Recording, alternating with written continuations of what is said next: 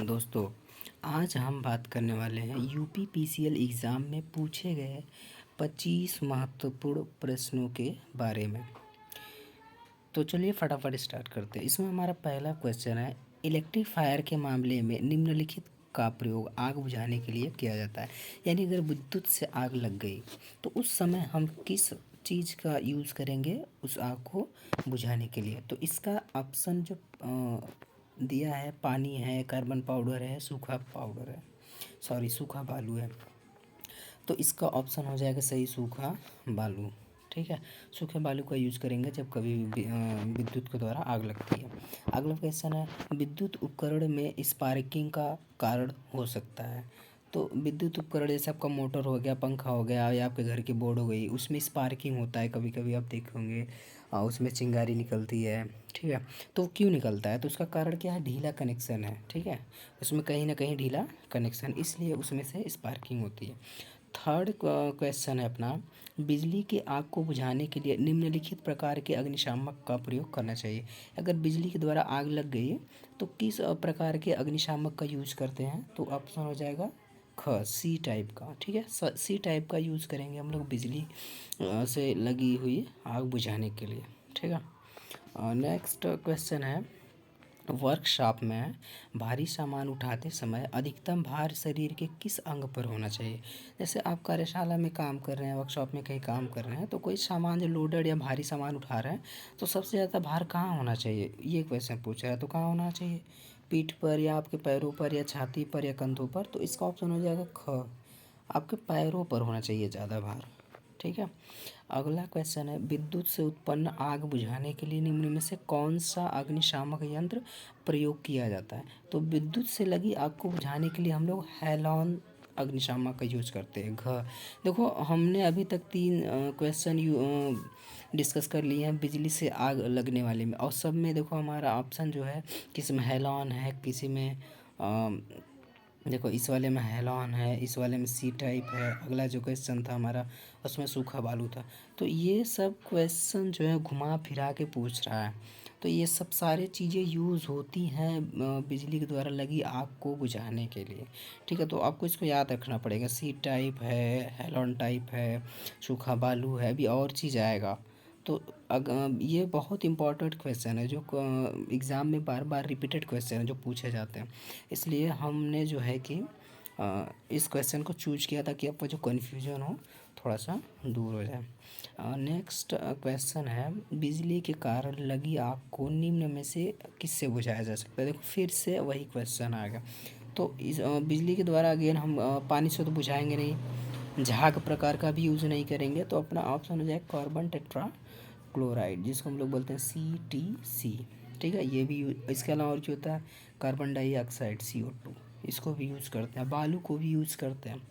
ठीक है, अगला क्वेश्चन अपना, निम्न में से कौन सा व्यावसायिक सुरक्षा का प्रकार नहीं है? इंडस्ट्रियल, कभी भी आप किसी इंडस्ट्री में कंपनी में काम करते हैं तो आपको मशीन की सुरक्षा को भी ध्यान देना पड़ेगा। आप कभी मशीन पे काम कर रहे हैं तो मशीन का प्रोडक्शन पर थोड़ा सा ध्यान देना पड़ेगा, मशीन हमारी ख़राब ना हो। काम कर रहे हैं तो कार की भी सुरक्षा होनी चाहिए, शरीर की भी सुरक्षा होनी चाहिए। सड़क सुरक्षा वहाँ पर कोई मायने नहीं रखता, इसलिए ऑप्शन हो जाएगा अपना डी, सड़क सुरक्षा। क्या पूछा है? सुरक्षा का प्रकार नहीं है ना, तो हम लोग डी पर जाएंगे। ठीक है, अगला दिया है, दिया गया चिन्ह क्या दर्शा रहा है? ठीक है, दिया गया चिन्ह क्या दर्शा रहा है? तो यहाँ पर तो कोई चिन्ह दिया नहीं है। ठीक है, तो हम लोग इसके बारे में डिस्कस नहीं करेंगे, तो इस क्वेश्चन को हम लोग स्किप कर रहे हैं। अगला क्वेश्चन देखते हैं, 9 नंबर का, विद्युत झटका लगने के बाद कृत्रिम श्वसन क्रिया की निम्न में से किस विधि में रोगी को छाती के बल जमीन पर लिटाया जाता है? तो ये जो ऑप्शन है शैफर विधि, इसका सही होगा। वहाँ शैली विधि लिखा है, बट इसका ऑप्शन हो जाएगा शैफर विधि। ठीक है, शैफर विधि में जो है कि छाती के बल जमीन पर लिटाया जाता है अगर किसी को विद्युत का शॉक लग जाता है, झटका लग जाता है। अगला क्वेश्चन है, चित्र में दिखाया गया औजार का नाम क्या है। यहाँ पे चित्र नहीं दिया गया इसलिए इस क्वेश्चन को स्किप करते हैं। अगला 11 नंबर क्वेश्चन, हथौड़े को किसके अनुसार वर्गीकृत किया जाता है। तो हथौड़ों को हम लोग वर्गीकृत करते हैं, क्लासीफाई करते हैं, किसके अकॉर्डिंग करते हैं, केवल ढांचे का आकार और भार के अनुसार। ठीक है, उसका ढांचा कैसा है और उसका भार कितना है। ऑप्शन ग सही है। 12 क्वेश्चन है, कीवेज काटने के लिए किस छेनी का उपयोग किया जाता है। कैप छेनी। हम लोग किसका यूज करते हैं, कैप छेनी का। नेक्स्ट क्वेश्चन है, पाइप के अंदर की ओर चूड़ी काटने के लिए किस औजार का प्रयोग किया जाता है। तो किसका यूज करेंगे, टैप का। ठीक है, टैप का यूज करेंगे। ऑटोमेटिक इलेक्ट्रिक आयरन का थर्मोस्टेट किसके अनुसार काम करता है। तो ये अपना हो जाएगा तापमान के अनुसार। ऑटोमेटिक इलेक्ट्रिक आयरन मतलब हो गया आपके घर का प्रेस, जिससे आप कपड़े को प्रेस करते हैं।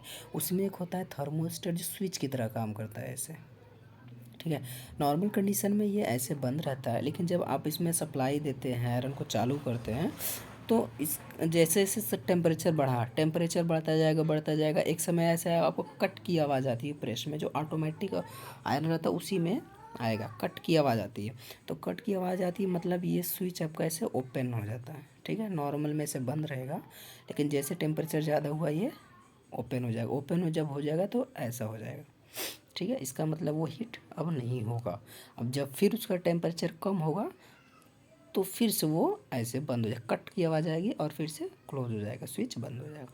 तो मतलब फिर से वो हीट होना चालू हो जाता है। तो ये प्रोसेस चलता रहा, मतलब टेम्परेचर बढ़ा, क्लोज, कम हुआ, ऑफ, ओपन। ठीक है, अपना नेक्स्ट क्वेश्चन है, विद्युत ऊर्जा की इकाई क्या है। मतलब यूनिट पूछ रहा है, मात्रक, विद्युत ऊर्जा का मात्रक क्या है। तो विद्युत ऊर्जा का मात्रक क्या है, वोल्ट, एम्पियर मतलब करंट, और घंटा, टी मतलब वोल्ट एम्पियर समय। ठीक है, वोल्ट एम्पियर समय को हम लिखते हैं किलो वाट आवर में भी लिखते हैं। तो यहाँ पर एक वाट आवर दिया है, इसको नहीं मानेंगे हम लोग क्योंकि किलो वाट घंटा होता है, तो वोल्ट एम्पियर घंटा भी होता है। ये ऑप्शन अपना सही हो जाएगा, बी वाला। ठीक है, नेक्स्ट क्वेश्चन है, विद्युत आवेश का मात्रा क्या है, एम्पियर है या फिर वाट है या फिर वोल्ट है या कूलम्ब है। तो विद्युत आवेश का मात्रा क्या होता है, कूलम्ब होता है। ठीक है, 17 क्वेश्चन क्या है, निम्न में से सबसे कम प्रतिरोधकता वाला पदार्थ क्या है। तो सबसे कम प्रतिरोधकता वाला पदार्थ कौन सा होता है, तांबा। इन चारों ऑप्शनों में, ठीक है, इन चारों ऑप्शंस में जो मटेरियल दिए है इसमें तांबा हो जाएगा। ओके, अगला क्वेश्चन, निम्न में से किस प्रतिरोधक का साइज सबसे अधिक होगा। किस प्रतिरोधक की बात कर रहा है, ध्यान देना, प्रतिरोधक मतलब रजिस्टर, जो हम लोग का रजिस्टेंस होता है इसकी बात कर रहा है। तो जिसका वॉट ज़्यादा होता है, जिसका वॉट ज़्यादा, उसका साइज भी क्या होता है, ज़्यादा होता है। ठीक है, तो किसका वॉट ज़्यादा है, 50 वाट, इसमें सबसे ज़्यादा है, तो ऑप्शन सही हो जाएगा। ठीक है, जिसका वाट ज़्यादा उसकी साइज ज़्यादा। अगला क्वेश्चन है, ओम के नियमानुसार निम्न में से कौन सा कथन गलत है। यहाँ पूछ रहा कौन सा कथन गलत है। देखो V=IR होता है अपना, ये सही है। ठीक है, और आई V/I भी होता है, ये भी सही है, और ये भी सही है। ठीक है, तो ये गलत है, I=R भी नहीं होता है, ये गलत है। मतलब ऑप्शन डी ही अपना सही है। मतलब पूछ रहा है कौन सा गलत है, जो गलत है उसी को सही करना है। तो ऑप्शन डी अपना गलत है, तो इसी को हम लोग सही करेंगे। ठीक है, नेक्स्ट क्वेश्चन है, दो समान लैंप 240 वोल्ट की सप्लाई द्वारा समांतर में लगे हैं, प्रत्येक लैंप पर कितना वोल्टेज होगा। हम जानते हैं कि समांतर में आप चाहे जितना लैंप लगा दो, ठीक है, सबका क्या होगा, वोल्टेज सब पर एक समान होगा। मान लो ये 240 वोल्ट लगा, तो इस पर भी 240 आएगा, इस पर भी 240 आएगा। ठीक है, तो ऑप्शन हो जाएगा क। नेक्स्ट क्वेश्चन देखते हैं, धारा प्रवाह की दिशा क्या होती है। धारा की प्रवाह की दिशा धनात्मक से ऋणात्मक तरफ। ठीक है, धारा प्रवाह कहाँ से होती है, धारा धनात्मक साइड से ऋणात्मक साइड से तक। ठीक है, अपना नेक्स्ट क्वेश्चन है, वोल्टमीटर को सप्लाई में किस प्रकार संयोजित किया जाता है। तो वोल्टमीटर को हम लोग हमेशा कहाँ, समांतर में यूज़ करते हैं, जोड़ते हैं। ठीक है, अगला है आदर्श धारा स्रोत में क्या शून्य होता है। देखो आइडियल करंट सोर्स की जो होती है, आइडियल करंट सोर्स जो होता है उसका जो आंतरिक प्रतिरोध इन्फानाइट होता है। क्या होता है? इन्फानाइट। और जी बराबर होता है 1/r। तो जब ये इन्फानाइट हो गया तो ये क्या हो जाएगा? ज़ीरो, यानी चालकता क्या हो जाएगी? शून्य। तो शून्य क्या होगा? आंतरिक चालकता। ओके। और नेक्स्ट क्वेश्चन, स्थैतिक विद्युत किसके द्वारा उत्पन्न होता है? रासायनिक क्रिया के द्वारा या फिर घर्षण के द्वारा या प्रेरण के द्वारा? ठीक है, तो हम लोग मानेंगे घर्षण के द्वारा, रासायनिक क्रिया द्वारा नहीं, घर्षण के द्वारा जो है स्थैतिक विद्युत उत्पन्न होती है। तो नेक्स्ट क्वेश्चन है अपना 25 और लास्ट क्वेश्चन है, कूलाम का नियम निम्न में से किससे मिलता है? कूलाम का नियम न्यूटन का गुरुत्वाकर्षण के नियम से मिलता है। ठीक है, तो हमने डिस्कस किया 25 क्वेश्चंस के बारे में जो यूपीपीसीएल TC2 में पूछे गए महत्वपूर्ण क्वेश्चन थे। ओके, धन्यवाद, मिलते हैं नेक्स्ट वीडियो में, तब तक के लिए धन्यवाद।